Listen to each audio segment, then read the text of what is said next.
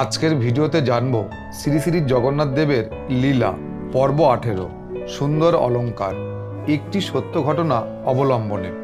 শ্রীধাম মায়াপুরের নিকটতম রাজাপুর জগন্নাথ মন্দিরের দায়িত্বভার সমর্পণের কয়েক বছর পর এখানে একটি ভক্ত পরিবার এসে বাস করতেন।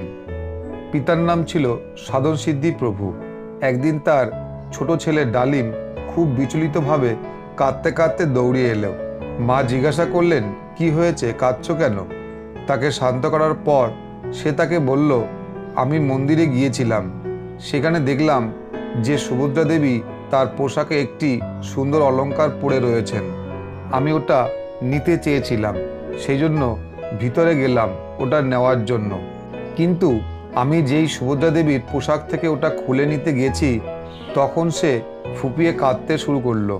আর শ্রী বলরাম হঠাৎ তার বাহুটি ঘুরিয়ে আমার গালে চড় মারলেন এবং আমাকে ধাক্কা মেরে ঘরের বাইরে পাঠিয়ে দিলেন।